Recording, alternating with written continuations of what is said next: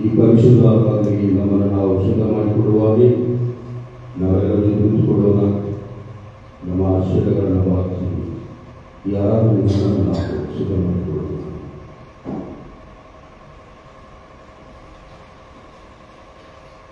ಬನ್ನಿ ಸಮಾಧಾನದ ಪ್ರಭುವಾಸನನ್ನು ಆರಾಧಿಸೋಣ. ನಿರೀಕ್ಷೆಯಲ್ಲಿ ನಮ್ಮ ಕಣ್ಣುಗಳು, ಜಯಘೋಷದಲ್ಲಿ ನಮ್ಮ ಕೈಗಳು ಎತ್ತಲ್ಪಡಲಿ. ಬನ್ನಿ ಕೃಪೆಯಿಂದಲೂ ಸತ್ಯದಿಂದಲೂ ತುಂಬಿದೋಣ ಮತ್ತು ನಮ್ಮ ಮಧ್ಯದಲ್ಲಿ ವಾಸವಾದನ ಆರಾಧಿಸೋಣ. ದೇವರೇ, ಈ ಆರಾಧನೆಯ ಆದಿಯಂತೂ ನೀನಾಗಿದೆ. ಎಲ್ಲ ಜ್ಞಾನಮಾನಮಹಿಮೆಯನ್ನು ನೀನು ನೀವು ಯೇಸುವಿನ ಭದ್ರನಾಮದಲ್ಲಿ ಬಿಟ್ಟುಕೊಂಡಿದ್ದೇವೆ.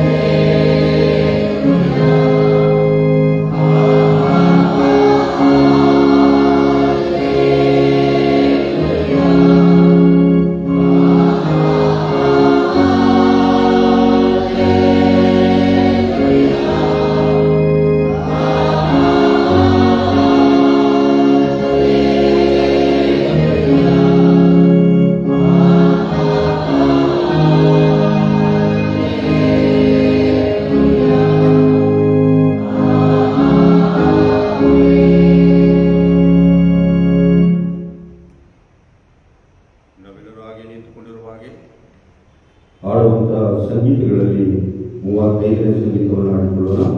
35ನೇ ಸಂಗೀತ ಈವರೆಗೆ ಮಹಿಮರು ಸಹಾಯ ಮಾಡಿದ್ದಾರೆ.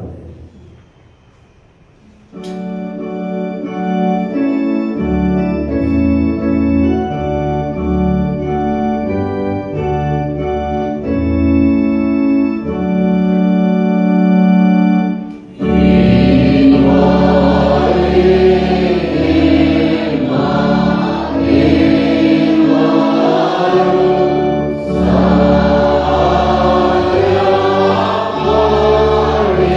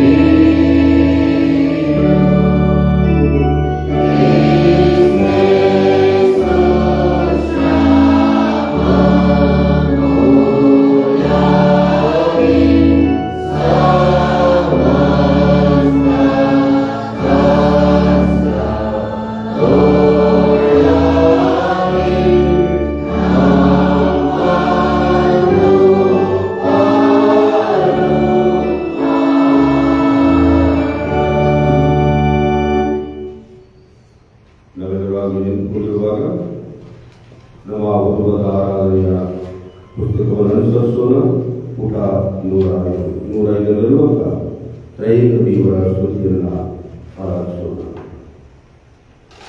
ಪರಿಶುದ್ಧನೇ ಪರಿಶುದ್ಧನೇ ಪರಿಶುದ್ಧನೇ, ದೂತಗಣಗಳ ಒಡೆಯನಾದ ದೇವರೇ, ಇಹ ಪರಲೋಕಗಳು ನಿನ್ನ ಪ್ರಭಾವದಿಂದ ತುಂಬಿವೆ.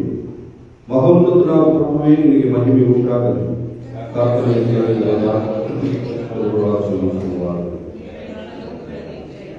ದೇವರೇ ಪರಿಶುದ್ಧನೇ ನೀನು,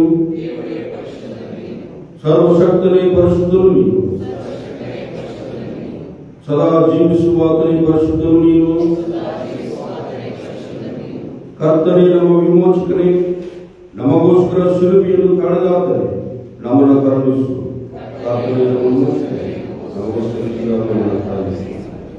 ಕರ್ತನೇ ಪವಿತ್ರಾತ್ಮನೇ, ನಮ್ಮ ಮೇಲೆ ದಯವಿಡು. ಕರ್ತನೇ ನಮ್ಮ ಪ್ರಾರ್ಥನೆಗಳನ್ನು ಸ್ತುತಿಗಳನ್ನು ಸ್ವೀಕರಿಸಿ ನಮ್ಮನ್ನು ಕರುಣಿಸು. ಸಭೆಯೊಂದೇ ಕುಳಿತುಕೊಳ್ಳಿ.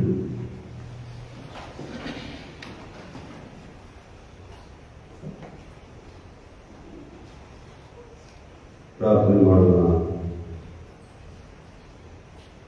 ತಂದೆಯಾದ ದೇವರಿಗೆ ಸ್ತೋತ್ರವಾಗಲಿ.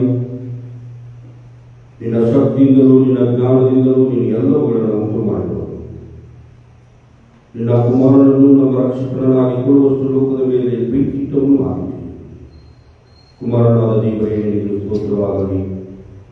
ನೀನು ಪಾಪದ ಹೊರತಾಗಿ ಎಲ್ಲ ವಿಷಯಗಳಲ್ಲಿ ನಮಗಾಗಿ ಆಗಬಾರದು.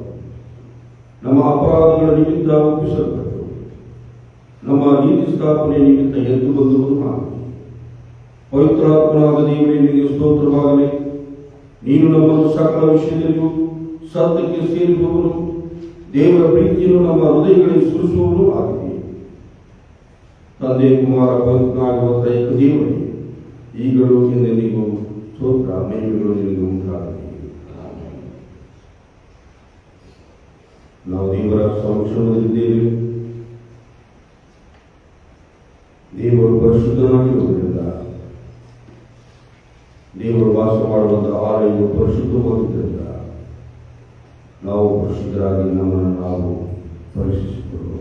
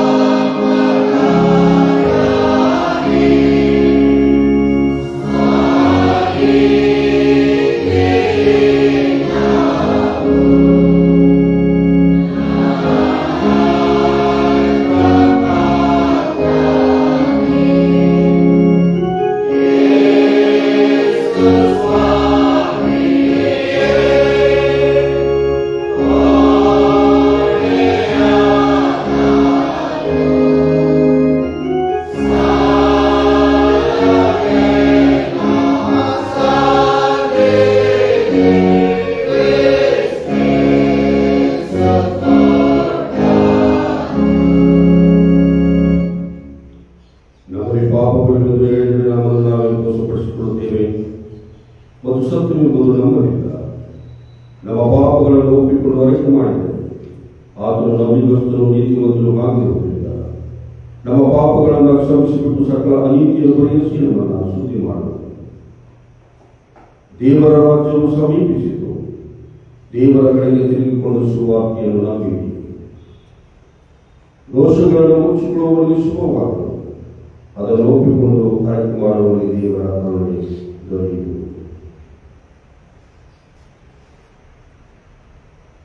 ಆದ್ದರಿಂದ ನಾವು ವಿನಯವಾಗಿ 108ನೇ ಪುಟದಲ್ಲಿ ಬಂದ 1ನೇ ಪಾಪದ ರಕ್ಷೆಯನ್ನು ದೇವರ ಮುಂದೆ ಅರಿಕೆ ಮಾಡೋಣ. ಸರ್ವಶಕ್ತನಾದ ನಾವು ತಪ್ಪಿಸಿಕೊಳ್ಳಬೇಕಾದರೆ ನಿನ್ನ ಮಾರ್ಗವನ್ನು ಬಿಟ್ಟು ತಿರುಗಾಡಿದ್ದೇವೆ. ಹೆಚ್ಚಾಗಿರುವ ಮನುಷ್ಯನಿದ್ದೇವೆ. ನಿನ್ನ ಪವಿತ್ರ ಆಜ್ಞೆಗಳನ್ನು ಮಾಡತಕ್ಕದ್ದು ಮಾಡದೆ ಮಾಡಬಾರದು. ನಮ್ಮ ಯಾವ ಸ್ತುತಿಯಿಲ್ಲ. ನೀನಾದರೂ ಕರ್ತನೇ ಜೀವಿತ ಪಾಪಗಳನ್ನು ನಮ್ಮನ್ನು ಕರುಣಿಸು. ನಮ್ಮ ತಪ್ಪುಗಳನ್ನು ಅರಿಕೆ ಮಾಡುವವರಿಗೆ ಕೃಪೆ ತೋರಿಸು. ನಮ್ಮ ಕರ್ತನಾದ ಯೇಸುಕ್ರಿಸ್ತನಲ್ಲಿ ನೀನು ಮನುಷ್ಯರಿಗೆ ಮಾಡಿರುವ ವಾಗ್ದಾನಗಳಲ್ಲಿ ಸತ್ಯದ ಪಾಪಗಳನ್ನು ಸ್ವೀಕರಿಸು. ಪರಿಮುಖಗಳ ತಂದೆಯೇ, ನಿನ್ನ ಪವಿತ್ರ ನಾಮಕ್ಕೆ ಮಹಿಮೆಯನ್ನು ಕಾಣುವಂತೆ ನಾವು ಇಂದು ಮೇಲೆ ದೇವಭಕ್ತಿ, ನೀತಿಯು ಸ್ವತಃಸಿಕೊಳ್ಳುವುದಕ್ಕಾಗಿ ಜೀವಿಸುವ ಹಾಗೆ ಆತ್ಮದಿಂದ ದಯಪಾಲಿಸು. ಆಮೆನ್.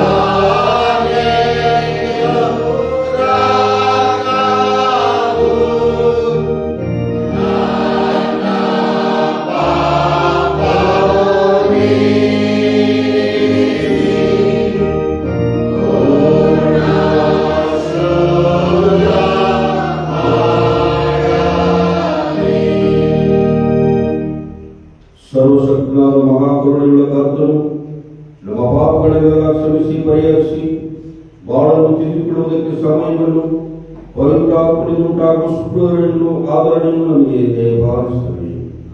ಆಮೆನ್. ಈ ದಿನಕ್ಕೆ ನಿರುಗವಾದಂತ ಹಳೆಯವರ ಬೆಳೆದ ಭಾಗವನ್ನು ಬೆಳೆಸಿಕೊಳ್ಳುವುದು.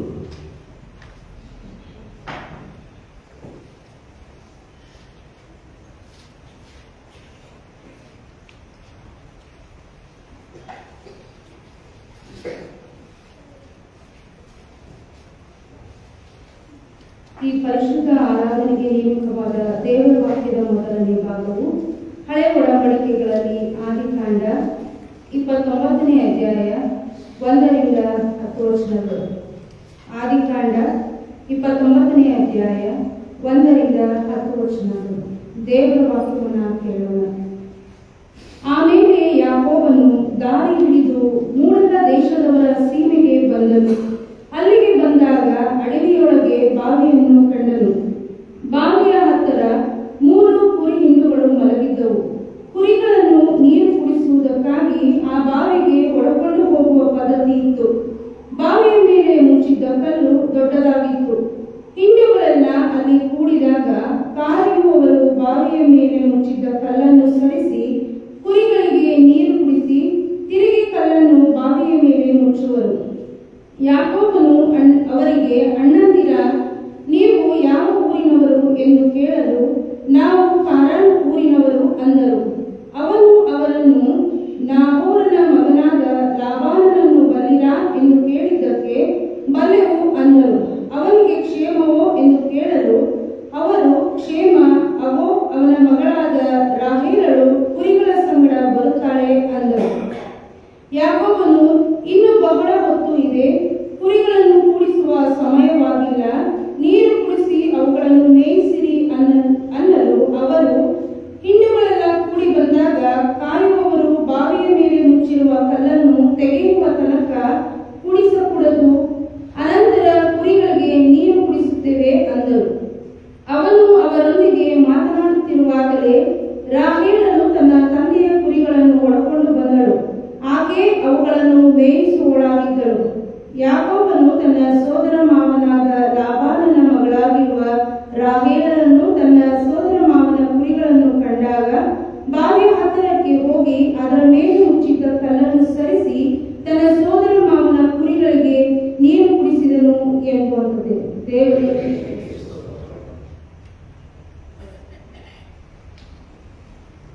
ಪ್ರತ್ಯೇಕವಾಗದಿಂದ ದೇವರ ವಾಕ್ಯವನ್ನು ತಿಳಿಸಿಕೊಳ್ಳೋಣ.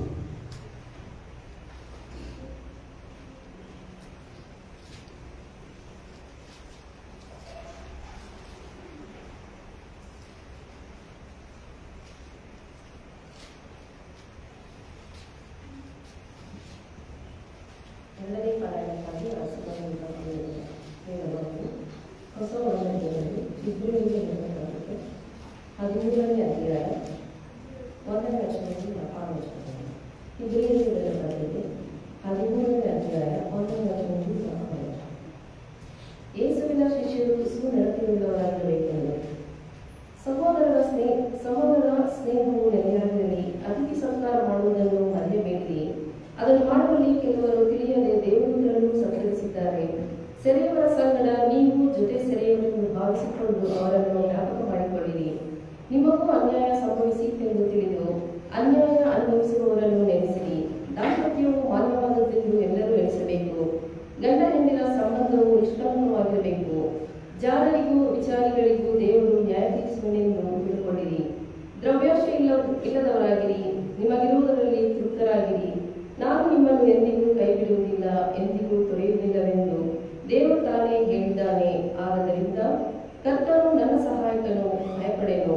ಮನುಷ್ಯನು ನನಗೆ ಏನು ಮಾಡಾನು ಎಂದು ನಾವು ಧೈರ್ಯವಾಗಿ ಹೇಳಬಲ್ಲೆವು. ನಿಮಗೆ ದೇವರ ವಾಕ್ಯವನ್ನು ತಿಳಿಸಿದ ನಿಮ್ಮ ಸಭಾನಾಯಕರನ್ನು ಜ್ಞಾಪಕ ಮಾಡಿಕೊಳ್ಳಿರಿ ಎಂದು.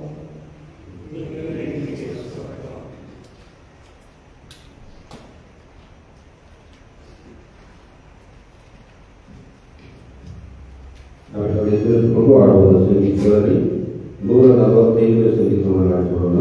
145ನೇ ಸಂಗೀತ ಯೆಹೋವನು ಕರ್ತನೆಂದು ಅಮೂಲ್ಯವಾದ ಸಂಪತ್ತು.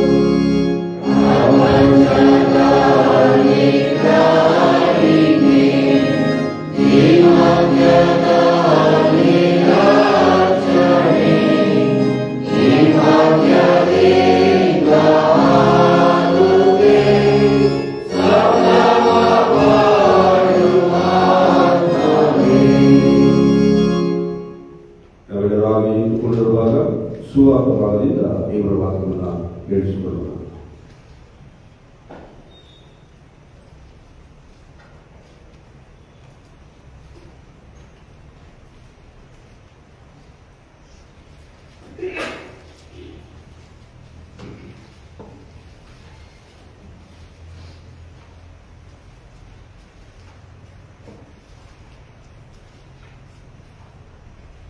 ಈ ಪರಿಶುದ್ಧವಾದ ದಿನದಲ್ಲಿ 3ನೇ ವೇದ ಪಾರಾಯಣಕ್ಕಾಗಿ ಆರಿಸಿಕೊಂಡಂತಹ ವೇದ ಭಾಗವು ಮತ್ತಾಯನು ಬರೆದ ಸುವಾರ್ತೆ 19ನೇ ಅಧ್ಯಾಯ 3ನೇ ವಚನದಿಂದ 9 ವಚನಗಳು ಪೂರ್ತಿಯಾಗಿ. ಮತ್ತಾಯನು ಬರೆದ ಸುವಾರ್ತೆ 19ನೇ ಅಧ್ಯಾಯ 3ರಿಂದ 9 ವಚನಗಳು ಪೂರ್ತಿಯಾಗಿ ದೇವರ ವಾಕ್ಯವನ್ನು ಕೇಳೋಣ. ಆಗ ಫರಿಸಾಯರು ಆತನ ಹತ್ತಿರಕ್ಕೆ ಬಂದು ಆತನನ್ನು ಪರೀಕ್ಷಿಸಬೇಕೆಂಬ ಯೋಚನೆಯಿಂದ, ಒಬ್ಬನು ಯಾವನಾದರೂ ಒಂದು ಕಾರಣದಿಂದ ತನ್ನ ಹೆಂಡತಿಯನ್ನು ಬಿಟ್ಟು ಬಿಡುವುದು ಧರ್ಮವೋ ಹೇಗೆ ಎಂದು ಕೇಳಿದ್ದಕ್ಕೆ ಆತನು, ಮನುಷ್ಯರನ್ನು ನಿರ್ಮಾಣ ಮಾಡಿದವನು ಆದಿಯಿಂದಲೇ ಅವರನ್ನು ಗಂಡು ಹೆಣ್ಣಾಗಿ ನಿರ್ಮಿಸಿ ಅವರ ವಿಷಯದಲ್ಲಿ ಈ ಕಾರಣದಿಂದ ಪುರುಷನು ತಂದೆ ತಾಯಿಗಳನ್ನು ಬಿಟ್ಟು ತನ್ನ ಹೆಂಡತಿಯನ್ನು ಸೇರಿಕೊಳ್ಳುವನು,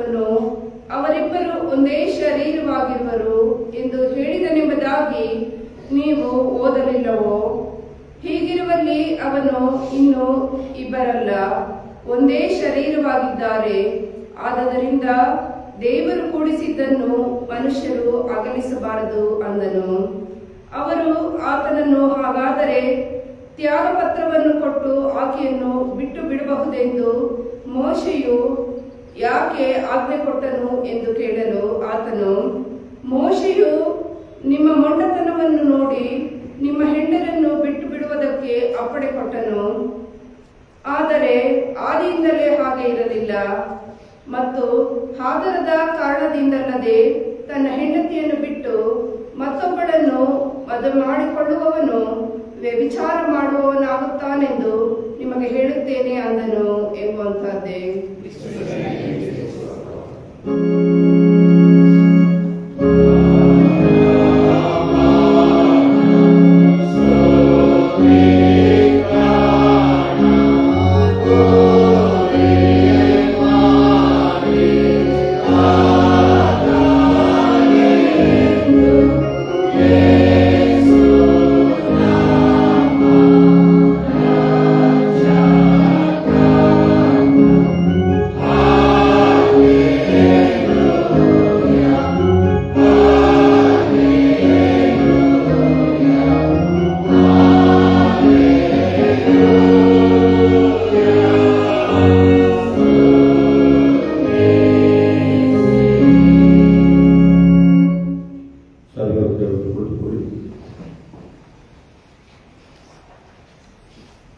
ಈಗ ನಾವೆಲ್ಲರೂ ಪ್ರಾರ್ಥನಾಪೂರ್ವಕವಾಗಿ ದೇವರನ್ನ ಸ್ತುತಿಸುವಾಗ ನಮ್ಮ ಜೀವನ ಪುಸ್ತಕಗಳಲ್ಲಿ 19ನೇ ಗೀತೆಯನ್ನು ಆಡಿಕೊಳ್ಳೋಣ. 19ನೇ ಗೀತೆ, ಕಾಯುವ ಜೀವನ ಎಂದೆಂದು ಕೈಬಿಡಬೇಕು.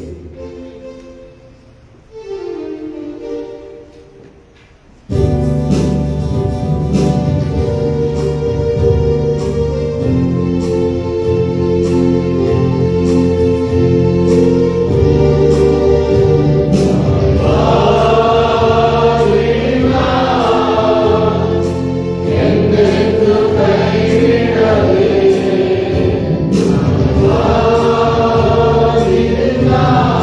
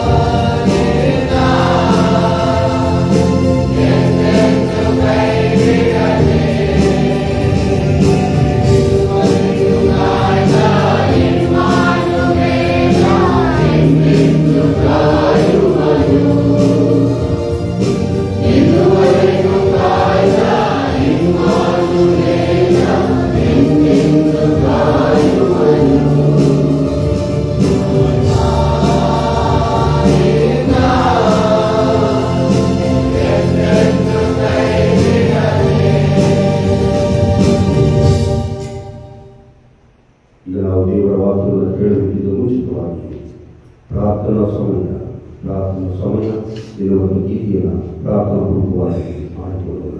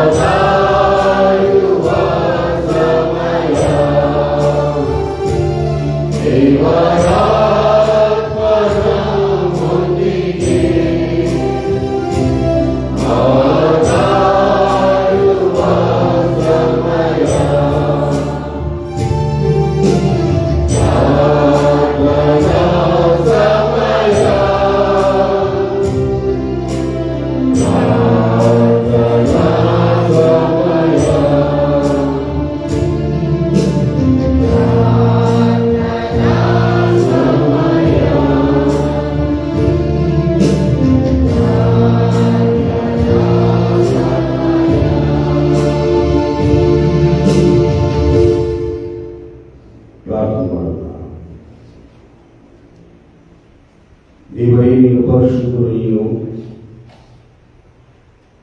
ನಿನ್ನ ವಾಕ್ಯದಲ್ಲಿ ಪ್ರಕಟ ಮಾಡಿದ್ದೀವಿ. ನಾನು ಪರಿಶುದ್ಧರಾಗಿರುವುದರಿಂದ ನೀವು ಪರಿಶುದ್ಧರಾಗಿರಲಿ ಎಂಬ ಆಸೆ. ಹೌದು ಸ್ವಾಮಿ, ನೀನು ನೇಮಕ ಮಾಡಿದಂಥ ದಿವಸದಲ್ಲಿ ನಿನ್ನ ಆಲಯಕ್ಕೆ ಬಂದಿದ್ದೇವೆ. ಹೌದು ಸ್ವಾಮಿ, ಲೋಕದ ಜಾಡದಲ್ಲಿ ವಾರವೆಲ್ಲ ಕಳೆದು ನಿನ್ನ ಸಮಾಧಾನಕ್ಕಾಗಿ, ನಿನ್ನ ಸಂತೋಷಕ್ಕಾಗಿ, ನೀನು ನೀಡುವಂಥ ಆಶೀರ್ವಾದವನ್ನು ಬೇಡುವುದಕ್ಕಾಗಿ ನಿನ್ನ ಸನ್ನಿಧಾನದಲ್ಲಿ ತಳವಾಗಿದ್ದೇವೆ. ತಳವಾಗಿರುವಂಥ ಪ್ರತಿಯೊಬ್ಬರು ನಿನ್ನ ಕರೆಗಳಿಗೆ ಒಪ್ಪಿಸಿಕೊಡ್ತೇವೆ. ನಿನ್ನ ವಾಕ್ಯದ ಮೂಲಕ ಮಾತನಾಡು. ಸರ್ವಾಂತರ್ಯಾಮಿ, ಸರ್ವವನ್ನು ತಿಳಿದುಕೊಂಡಂಥ ಕರ್ತನು.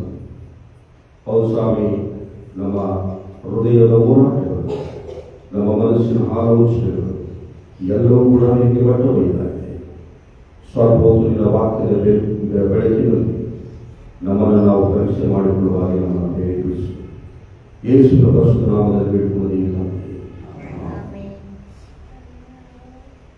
ಕರ್ತನಲ್ಲಿ ಪ್ರೀತಿಯುಳ್ಳವರೇ, ವಿಶೇಷವಾಗಿ ಇಂದು ದೇವರ ವಾಕ್ಯವನ್ನು ಹಂಚುವಂತ ಸೌಭಾಗ್ಯವನ್ನು ಕೊಟ್ಟಂತ ತಂದೆಯಾದ ದೇವರಿಗೆ ನಾನು ಪ್ರಥಮವಾಗಿ ಸ್ತೋತ್ರವನ್ನು ಸಲ್ಲಿಸುವನಾಗಿದ್ದೇನೆ. ಅದೇ ರೀತಿಯಲ್ಲಿ ಈ ಸಭೆಯ ಸಭಾಪಾಲಕರಿಗೂ ಮತ್ತು ಸಭಾಪಾಲನ ಸಮಿತಿ ಸಭಿಕರಾದ ನೀವೆಲ್ಲರಿಗೆ ತುಂಬ ಹೃದಯದ ಅಭಿನಂದನೆಗಳನ್ನು ಸಲ್ಲಿಸುವವರಾಗಿದೆ. ಈಗಾಗಲೇ ತಮ್ಮೆಲ್ಲರಿಗೂ ತಿಳಿಸಲ್ಪಟ್ಟ ಹಾಗೆ ಇಂದು ನಾವು ದೇವರ ವಾಕ್ಯದ ಧ್ಯಾನಕ್ಕಾಗಿ ನಮಗೆ ನೇಮಕವಾದಂಥ ವಿಷಯ ಭಾಗ ಮದುವೆ, ಪ್ರೀತಿಯ ಶಾಶ್ವತ ಜೀವನ. ಮನುಷ್ಯನ ನಾಗರಿಕತೆ ಹುಟ್ಟು ಹಾಕಿದ ಮೊದಲ ಸಂಸ್ಥೆ ಕುಟುಂಬ. ಈ ಸಂಸ್ಥೆಗೆ ಆಧಾರವಾದ ಮದುವೆ ಇದು ಒಂದು ಅವಿಭಾಜ್ಯ ಅಂಗವಾಗಿದೆ. ಈ ವಿವಾಹಕ್ಕೆ ಪ್ರತಿಯೊಂದು ಧರ್ಮ ಮತ್ತು ಸಮಾಜ ತನ್ನದೇ ಆದ ಅರ್ಥ, ವ್ಯಾಖ್ಯಾನ ಮತ್ತು ನಿಷೇಧಗಳನ್ನು ಏರುತ್ತಿರುವ ಪರಿಣಾಮವಾಗಿ ವಿವಾಹ ಮತ್ತು ಕುಟುಂಬ ಗೊಂದಲಗಳಲ್ಲಿ ಸಿಕ್ಕಿ ನರಳಾಡುತ್ತಾ ತನ್ನೊಳಗಿನ ಆಪ್ತ ಸಂಬಂಧಗಳನ್ನು ಕಾಪಾಡಿಕೊಳ್ಳಲು ಎಲಗಾಡುತ್ತಿದೆ. ಇಂತಹ ಸಂದರ್ಭಗಳಲ್ಲಿ ಈ ವಿವಾಹ ಅಥವಾ ಮದುವೆ ಇದರ ಆಳ ಅಗಲ ಇದನ್ನು ಕಂಡುಕೊಳ್ಳುವಂತಹ ಪ್ರಯತ್ನವನ್ನ ಮಾಡಿದಾಗ ಮಾತ್ರ ಈ ವಿವಾಹ ಭದ್ರತೆಯನ್ನ ಸಮಾಜದಲ್ಲಿ ಕಂಡುಕೊಳ್ಳಲು ಸಾಧ್ಯವಾಗುತ್ತದೆ.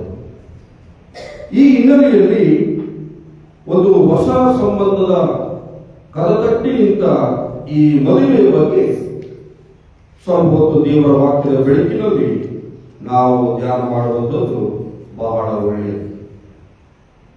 ಮಾನವರಾದಂಥ ನಾವೆಲ್ಲರೂ ಕೂಡ ನಾವಿರುವಂತ ಮೊದಲ ಹೆಜ್ಜೆ ಏನೆಂಬುದಾಗಿ ಹೇಳುವಾಗ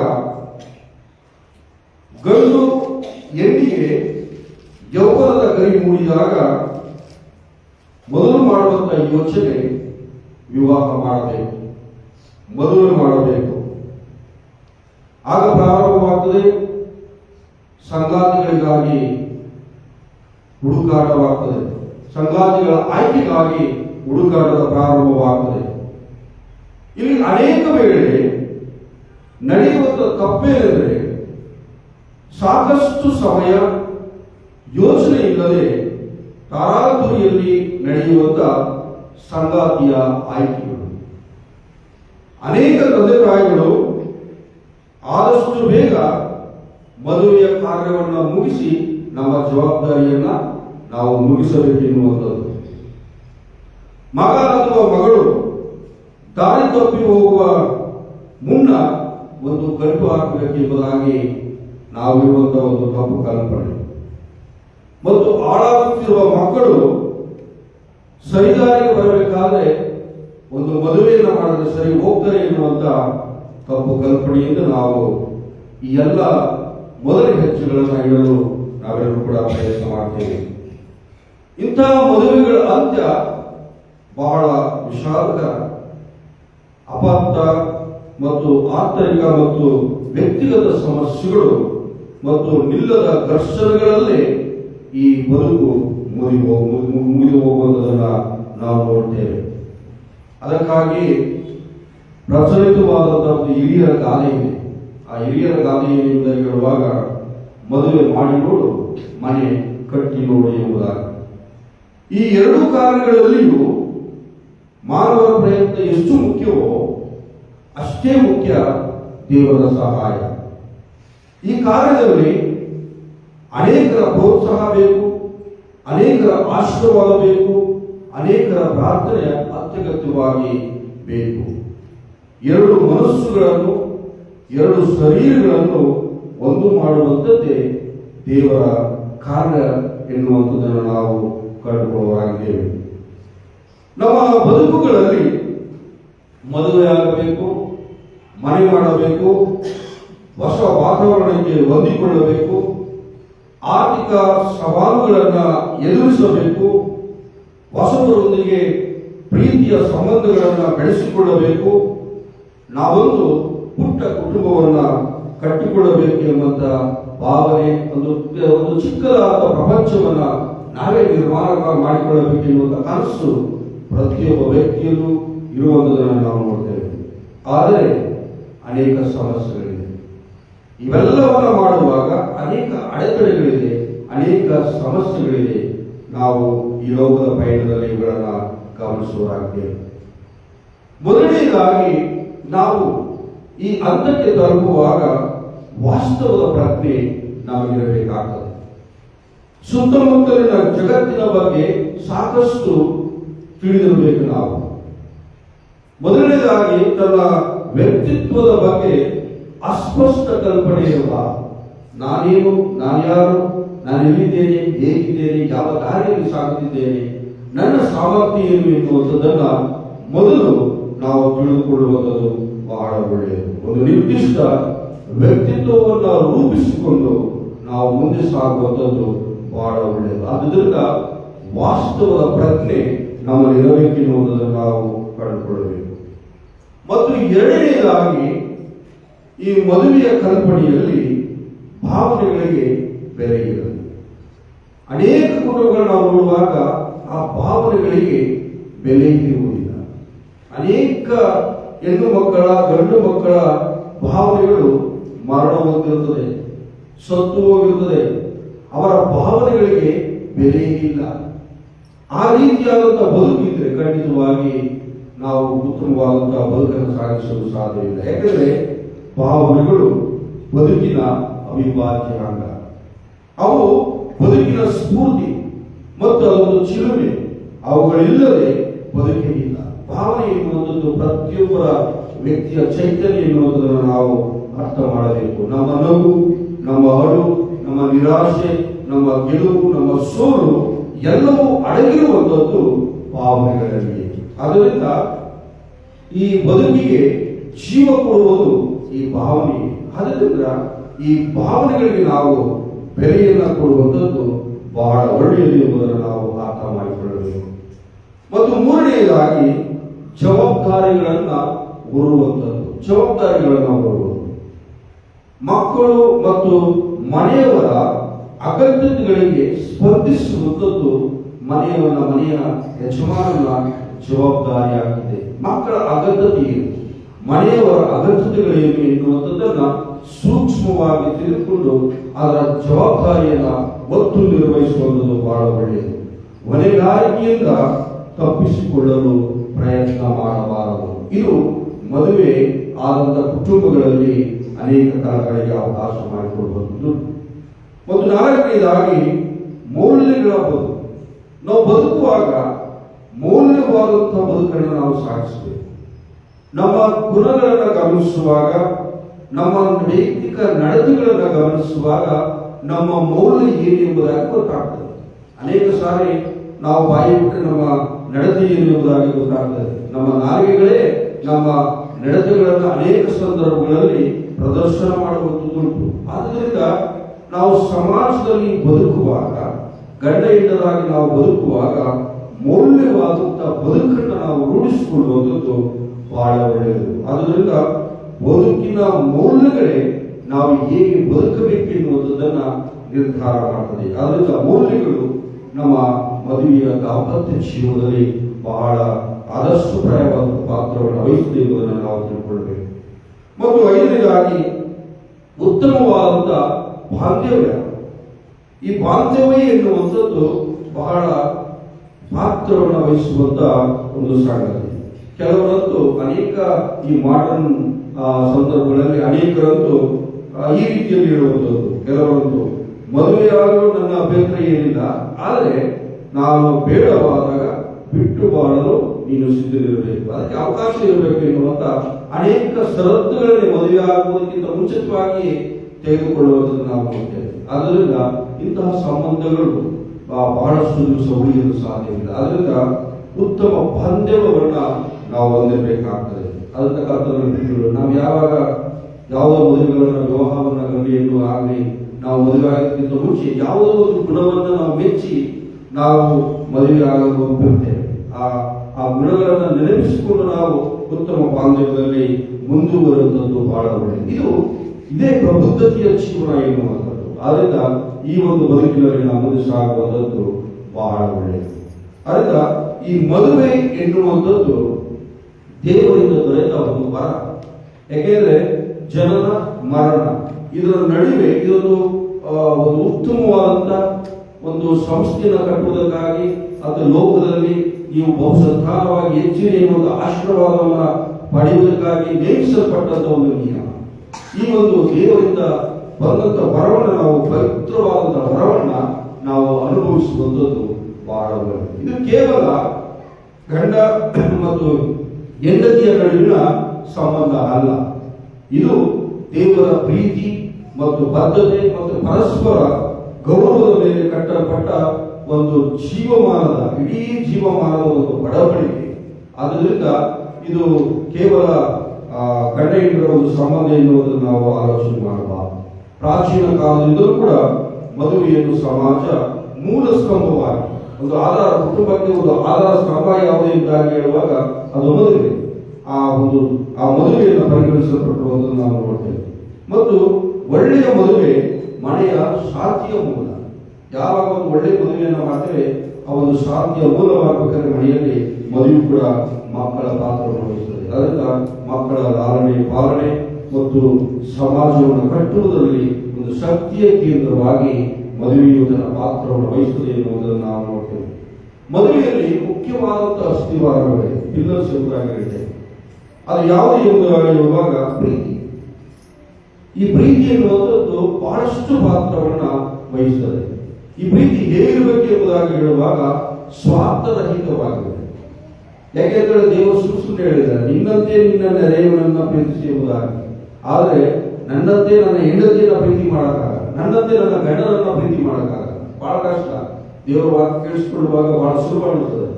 ಆದರೆ ಈ ಪ್ರೀತಿ ನಿಸ್ವಾರ್ಥ ಸ್ವಾರ್ಥರಹಿತವಾದಂತ ಒಂದು ತ್ಯಾಗಮಯವಾದಂತಹ ಪ್ರೀತಿ ತೊಡಗುವುದಾದರೆ ಈ ಒಂದು ಮದುವೆ ಬಹಳ ಉತ್ತಮವಾದಂತಹ ಆಧಾರಸ್ತಂಭವಾಗಿ ನಿಲ್ತದೆ ಎಂಬುದಾಗಿ ನಾವು ಕಂಡುಕೊಳ್ತೇವೆ. ಮತ್ತು ಈ ಮದುವೆಯಲ್ಲಿ ಒಂದು ಬದ್ಧತೆ ಇರುತ್ತೆ, ಒಂದು ಕಮಿಟ್ಮೆಂಟ್. ಆ ಬದ್ಧತೆ ಇರುವಂಥದ್ದು ಬಹಳ ಒಳ್ಳೆಯದು. ಸುಖದಲ್ಲೂ ದುಃಖದಲ್ಲೂ ಒಟ್ಟಿಗೆ ನಿಲ್ಲುವಂಥದ್ದು. ಯಾಕಂದ್ರೆ ನಾವು ದೇವರ ಪಾತ್ರದ ಮದುವೆ ಆಗುವಾಗ ನಾವು ಕೊಡ್ತೇವೆ, ಕಷ್ಟದಲ್ಲೂ ಸುಖದಲ್ಲೂ ಎಲ್ಲದೂ ಕೂಡ ಪಾಲು ತೆಗೆದುಕೊಳ್ಳುತ್ತೇನೆ ಎಂಬುದಾಗಿ ನಾವು ವಾಗ್ದಾನ ಕೊಡ್ತೇವೆ, ಗಂಡಾಗಲಿ ಹೆಣ್ಣಾಗಲಿ. ಆದರೆ ಅನೇಕ ಸಂದರ್ಭಗಳಲ್ಲಿ ಅನೇಕ ತೊಡಕುಗಳಾದಾಗ ನಾವು ಬೇರೆ ಬೇರೆ ಆಗ್ತೇವೆ, ಅನೇಕ ಮನಸ್ತಾಪಗಳನ್ನು ನಾವು ಹುಟ್ಟಿ ಹಾಕಿಕೊಳ್ತೇವೆ. ಆದ್ದರಿಂದ ಒಂದು ಬದ್ಧತೆ ಎನ್ನುವಂಥದ್ದು ನಮ್ಮ ಜೀವನದಲ್ಲಿರಬೇಕು. ಮತ್ತು ಅದೇ ರೀತಿಯಲ್ಲಿ ಮೂರನೇದಾಗಿ ಸಂವಹನ, ಕಮ್ಯುನಿಕೇಶನ್ ಸ್ಕಿಲ್. ಯಾವಾಗ ಈ ಮಾತು ಬಹಳ ಮೃದುವಾಗಿರಬೇಕು. ಮಾತಿನಲ್ಲಿ ಅನೇಕ ಸಾರಿ ನಾವು ಸಮಾಜದಲ್ಲಿ ನಾವು ನೋಡ್ತೇವೆ, ಅನೇಕ ಹೆಣ್ಣು ಮಕ್ಕಳು ಆ ಕುಟುಂಬಗಳಲ್ಲಿ ಅನೇಕ ರೀತಿಯಾದ ಎಷ್ಟೇ ಗೊಂದಲಗಳಿದ್ರು ಅವರ ಮೃದುವಾದ ಮಾತುಗಳಲ್ಲೇ ಅದನ್ನು ಸರಿಪಡಿಸ್ತಾರೆ. ಅದರಿಂದ ಅದೊಂದು ಸ್ಕಿಲ್ ನಮ್ಮ ಜೀವನದಲ್ಲಿರಬೇಕು. ಅನೇಕರು ಇರ್ತಾರೆ ಬಹಳ ಕಿರಿಕಿರಿ ಆಗೋದು, ಗಂಡ ಮನೆಗೆ ಬಂದು ಯಾಕೆ ಹೋಗ್ಬೇಕು ಎನ್ನುವಂಥ ಸ್ಥಿತಿ ವಾತಾವರಣ ಇರ್ತದೆ. ಆ ಒಂದು ಸ್ಕಿಲ್ ಕೂಡ ಬೆಳೆಸ್ಕೊಂಡಿರ್ತಾರೆ. ಆ ಸ್ಕಿಲ್ ಅಗತ್ಯ ಇರುವಂಥದ್ದು ಇಲ್ಲ. ಅದರಿಂದ ಉತ್ತಮವಾದಂಥ ಮಾತುಗಳು, ಮಧುರವಾದಂಥ ಮಾತುಗಳು, ಸ್ಪಷ್ಟವಾದಂಥ ಮಾತುಗಳು ಮತ್ತು ಪರಸ್ಪರ ಕೇಳಿಸಿಕೊಳ್ಳುವಂಥ ಮಾತುಗಳನ್ನ ನಾವು ಆಡುವಂಥದ್ದು ಬಹಳ ಒಳ್ಳೆಯದು ಎಂಬುದಾಗಿ ಹೇಳ್ತೇವೆ. ಮತ್ತು ನಾಲ್ಕನೇದಾಗಿ ದೇವರ ಭಯ. ದೇವರ ಆಶೀರ್ವಾದದಿಂದಲೇ ಈ ಮದುವೆ ಬಲವಾಗುತ್ತದೆ. ಅನೇಕ ಸಂದರ್ಭಗಳಲ್ಲಿ ಅನೇಕ ಹುಡುಕಾಟಗಳನ್ನು ನಡೆಸ್ತೇವೆ, ಆದರೆ ದೇವರ ನಿರ್ಧಾರ ಮಾಡಿದಂತೆಯೇ ಮದುವೆಗಳು ಆಗುವಂಥದ್ದು. ಅದರಿಂದ ದೇವರಿಂದ ನೆರವೇರುವಂತಹ ಒಂದು ಸಂಗತಿ ಇದೆ ಎಂಬುದಾಗಿ ನಾವು ನೋಡ್ತೇವೆ. ಇಂದಿನ ವೇಗದ ಜೀವನದಲ್ಲಿ, ರಭಸದ ಜೀವನದಲ್ಲಿ ಅನೇಕ ಮದುವೆಗಳು ಅಸ್ಥಿರವಾಗ್ತವೆ. ಅವು ಸ್ಥಿರವಾಗಿ ನಿಲ್ಲುವುದಿಲ್ಲ. ಬಹಳ ದುಃಖಕರವಾದಂತಹ ಸಂಗತಿ. ಆದರೆ ನಾವು ಪರಸ್ಪರ ಕ್ಷಮಿಸಿ ಒಟ್ಟಾಗಿ ಮುಂದೆ ಸಾಗುವಂಥದ್ದು ಕ್ರೈಸ್ತರಾದಂಥ ನಮ್ಮೆಲ್ಲರ ಆದ್ಯ ಕರ್ತವ್ಯ. ನಾನು ಆಗಲೇ ಹೇಳಿದ, ಮದುವೆ ಕೇವಲ ಎರಡು ಹೃದಯಗಳ ಸಂಗಮವಲ್ಲ, ಅದು ದೇವರ ಮುಂದೆ ಮಾಡಲಾಗುವ ಪವಿತ್ರವಾದಂತಹ ಒಡಂಬಡಿಕೆ. ಆ ಒಡಂಬಡಿಕೆಯನ್ನ ನಾವು ಜೀವನ ಪರ್ಯಂತ ನಾವು ಗೌರವಿಸಬೇಕು. ಆ ಒಡಂಬಡಿಕೆಗೆ ಬದ್ಧರಾಗಿ ನಾವು ಮುಂದೆ ಸಾಗಬೇಕು ಎನ್ನುವುದು ನಾವು ಕಂಡುಕೊಳ್ಳುವಾಗಿದ್ದೇವೆ. ಕರ್ತನಲ್ಲಿ ಪ್ರೀತಿಯಿದೆ. ಆದ್ದರಿಂದ ದೇವರ ವಾಕ್ಯವು ಕೂಡ ಹೇಳ್ತದೆ. ಯಾಕೆ ಹೇಳಿದ್ರೆ ಆದಿಕಾಂಡದಲ್ಲಿ ದೇವರು ನಾವು ನೋಡಿದ್ದೇವೆ, ಆದಿಕಾಂಡ 7:18 ದೇವರು ಎಲ್ಲವನ್ನ ಸೃಷ್ಟಿ ಮಾಡಿ ಆದಾಮನನ್ನು ಸೃಷ್ಟಿ ಮಾಡಿ ಅದು ನೋಡ್ತಾನೆ. ಅಲ್ಲಿ ನೋಡುವಾಗ ಮನುಷ್ಯನು ಒಂಟಿಗನಾಗಿರುವುದು ಒಳ್ಳೆಯದಲ್ಲ. ಆದ್ದರಿಂದ ಇವನಿಗೆ ಹೋಲುವಂತ ಸಹಕಾರಿಣಿಯನ್ನ ನಾನು ನಿರ್ಮಾಣ ಮಾಡಬೇಕೆಂಬುದಾಗಿ ಹೇಳಿ ಪಕ್ಕೆಲುಬಿನಿಂದ ನಿರ್ಮಾಣ ಮಾಡುವುದನ್ನು ನಾವು ನೋಡ್ತೇವೆ. ಆತನು ಇದನ್ನೆಲ್ಲ ನೋಡಿದ ಮೇಲೆ ಅವನಿಗೆ ಖುಷಿ ಆಗ್ತದೆ. ಅವನೊಂದು ಸ್ಟೇಟ್ಮೆಂಟ್ ಕೊಡಿದ್ರೆ, ನನ್ನ ಎಲುಬಿ ಎಲುಬು ಹೀಗೆ ನಾರಿ ಇರಿಸಿಕೊಳ್ಳುವುದು ಮೇಲೆ ಎಂಬುದಾಗಿ ಆತನು ಕೊಡುವಂಥದ್ದನ್ನು ಸಂತೋಷ ಪಡ್ತೇವೆ ಸಂದರ್ಭದಲ್ಲಿ. ಅವಾಗ ಪಾಪ ಪ್ರಜ್ಞೆ ಏನಿರಲ್ಲ. ಅನಂತರದಲ್ಲಿ ನಾವು ನೋಡ್ತೇವೆ ಏನಾಯ್ತು ಎಂಬುದಾಗಿ. ಅದರಿಂದ ಆದ್ದರಿಂದ ದೇವರು ಮಾಡಿದಂತ ಒಂದು ಇದು ನಮ್ಮ ಆಲೋಚನೆಗಳಲ್ಲ, ಇದು ದೇವರ ಆಲೋಚನೆ. ಆದರೆ ಆದಾಮ ಹವ್ವಳನ್ನ ಗಂಡ ಹೆಂಡರಾಗಿ ನಿರ್ಮಾಣ ಮಾಡಿದ್ದಾರೆ. ಇದು ದೇವರ ಆಲೋಚನೆ, ಇದು ದೇವರ ಯೋಚನೆ. ಆದ್ದರಿಂದ ಈ ಮದುವೆಯ ಸಂಬಂಧಕ್ಕೆ ನಾವು ಬೆಲೆಯನ್ನ ಕೊಡುವಂಥದ್ದು ಬಹಳ ಒಳ್ಳೆಯದು. ಇದು ನಾವು ಒಂದು ಪ್ರಶ್ನೆಯನ್ನು ಹಾಕಿಕೊಳ್ತೇವೆ. ಏನು ಅಂತ ಹೇಳಿದ್ರೆ, ನಮ್ಮ ಮದುವೆ ಕೇವಲ ಒಂದು ಸಾಮಾಜಿಕ ಸಮಾರಂಭವೇ, ಸಮಾಜದಲ್ಲಿ ಒಂದು ಸಮಾರಂಭವೇ ಅದು ಎಂಬುದಾಗಿ ಅಂದುಕೊಳ್ತೇವೆ. ಖಂಡಿತ ಇಲ್ಲ. ಅದು ಒಂದು ಶಾಶ್ವತ ಪ್ರೀತಿಯ ಜೀವನದ ಪಯಣ. ಯಾಕೆಂತಂದ್ರೆ ನಾವೆಲ್ಲ ಗುರು ಹಿರಿಯರನ್ನೆಲ್ಲ ಸೇರಿಸಿ ಅದು ಸಾಕ್ಷಿ ನೀಡಿ ನಾವು ಒಡಂಬಡಿಕೆಗಳನ್ನ ಮಾಡಿಕೊಂಡು ನಾವು ಇಡೀ ಜೀವನದ ಶಾಶ್ವತವಾಗಿ ನಾವು ಪ್ರೀತಿಯಲ್ಲಿ ಮುಂದೆ ಸಾಕ್ತೇವೆ ಎನ್ನುವುದಾಗಿ ನಾವು ತೋರಿಸುವ ಒಂದು ಸಂಸ್ಕಾರ. ಆದ್ದರಿಂದ ಈ ಒಂದು ದೇವರ ಪ್ರೀತಿ ಒಂದು ಶಾಶ್ವತವಾದ ಪ್ರೀತಿ ಮದುವೆಯಲ್ಲಿ ಅಡಕವಾಗಿದೆ ಎಂದು ನಾವು ತಿಳ್ಕೊಳ್ತೇವೆ. ಮತ್ತು ಈ ಮದುವೆಯಲ್ಲಿ ದೇವರ ಪ್ರೀತಿ ವಿವಾಹದ ಆಧಾರ. ದೇವರ ಪ್ರೀತಿಯ ವಿವಾಹಕ್ಕೆ ಆಧಾರ ನಾವು ನೋಡ್ತೇವೆ. 1ನೇ ಯೋಹಾನ 4ನೇ ಅಧ್ಯಾಯ 7 ಮತ್ತು 8ನೇ ವಚನವನ್ನು ಅಲ್ಲಿ ಓದುವಾಗ ಅಲ್ಲಿ ಹೇಳಿದರೆ, ಪ್ರೀತಿ ಮಾಡುವ ಪ್ರತಿಯೊಬ್ಬನು ದೇವರಿಂದ ಹುಟ್ಟಿದವನು, ದೇವರನ್ನು ಬಲ್ಲವನು ಆಗಿದ್ದಾನೆ. ಅಂದ್ರೆ ಪ್ರೀತಿ ಮಾಡುವ ಪ್ರತಿಯೊಬ್ಬನು ದೇವರಿಂದ ಹುಟ್ಟಿದವನು. ಅಂದ್ರೆ ನಾವು ಅದರ ಅರ್ಥ ತಿಳ್ಕೊಳ್ಬೇಕು. ಪ್ರೀತಿ ಮಾಡದವರು ದೇವರಿಂದ ಹುಟ್ಟಿದವರು ಅಲ್ಲ ಎನ್ನುವಂತ ಸ್ಟೇಟ್ಮೆಂಟ್ ಅನ್ನು ಕೊಡ್ತಾರೆ. ಅದರಿಂದ ಪ್ರೀತಿಯನ್ನ ಮಾಡುವಂಥದ್ದನ್ನು ಕಲಿಯಬೇಕು. ಯಾಕೆಂತ ಹೇಳಿದ್ರೆ ಪ್ರೀತಿ ಏನೇನು ಮಾಡ್ತದೆ ಎಂಬುದಾಗಿ ಹೇಳುವಾಗ ಪ್ರತಿ ಮದುವೆಗಳಲ್ಲಿ ಆದರೆ ಸಾಮಾನ್ಯವಾಗಿ ಹೇಳ್ತಾರೆ. 1ನೇ ಕೊರೆ ಅಂತ ಅದು 3ನೇ ಅಧ್ಯಾಯ 1ರಿಂದ 3 ವಚನಗಳು. ಪ್ರೀತಿ ಏನೇನು ಮಾಡ್ತದೆ, ಏನೇನು ಆಗ್ತದೆ, ಕೊನೆಗೆ ಪ್ರೀತಿ ನಂಬಿಕೆ ಇವೆಲ್ಲ ದೊಡ್ಡದು ಪ್ರೀತಿ ಎಂಬುದಾಗಿ ಕೊನೆಗೆ ಒಂದು ನಿಲ್ತದೆ. ಆದ್ದರಿಂದ ಈ ಪ್ರೀತಿಯ ಶ್ರೇಷ್ಠತೆಯನ್ನು ನಾವು ತಿಳಿದುಕೊಳ್ಳುತ್ತೇವೆ. ಆದ್ದರಿಂದ ಪ್ರೀತಿಯನ್ನು ನಾವು ಮಾಡುವಂಥದ್ದನ್ನು ಅಭ್ಯಾಸ ಮಾಡಿಕೊಳ್ಳಬೇಕು. ಯಾಕೆಂದ್ರೆ ನಾವು ದೇವರಿಂದ ಹುಟ್ಟಿದವರು ಅನ್ನಿಸಿಕೊಳ್ಬೇಕಾದ್ರೆ ನಾವು ಪ್ರೀತಿಯನ್ನ ತೋರಿಸುವವರಾಗಿರಬೇಕು ಎಂಬುದಾಗಿ ದೇವರನ್ನ ಕಂಡುಕೊಳ್ತೇವೆ. ದೇವರ ಪ್ರೀತಿ ಸ್ವಾರ್ಥರಹಿತವಾದಂತಹ ಪ್ರೀತಿ. ಯಾಕೆಂತ ಹೇಳಿದ್ರೆ ನಾವು ನೋಡ್ತೇವೆ, ಲೋಕದ ಮೇಲೆ ಎಷ್ಟೋ ಪ್ರೀತಿಯನ್ನು ಇಟ್ಟು ಕೇವಲ ನನಗೆ ನಿಮಗೆ ಮಾತ್ರ ಅಲ್ಲ, ಇಡೀ ಲೋಕದ ಮೇಲೆ ಪ್ರೀತಿ ಇಟ್ಟು ತನ್ನ ಒಬ್ಬನೇ ಮಗನನ್ನು ಸ್ವಾರ್ಥರಹಿತವಾದಂತಹ ಪ್ರೀತಿಯನ್ನ ದೇವರು ತೋರಿಸಿದ್ದಾರೆ. ದೇವರ ವಾಕ್ಯದಲ್ಲಿ ಹೇಳ್ತದೆ, ಎಫೆಸ 2:5ನೇ ಅಧ್ಯಾಯ 25ನೇ ವಚನದಲ್ಲಿ ಅಲ್ಲಿ ಹೇಳ್ತದೆ, ಇಲ್ಲಿ ಏನು ಅಂತ ಹೇಳಿದ್ರೆ, ಕ್ರಿಸ್ತನು ಸಭೆಯನ್ನು ಪ್ರೀತಿಸಿದ ಪ್ರಕಾರ ನಿಮ್ಮ ಹೆಂಡತಿಯನ್ನು ಪ್ರೀತಿಸಿರಿ.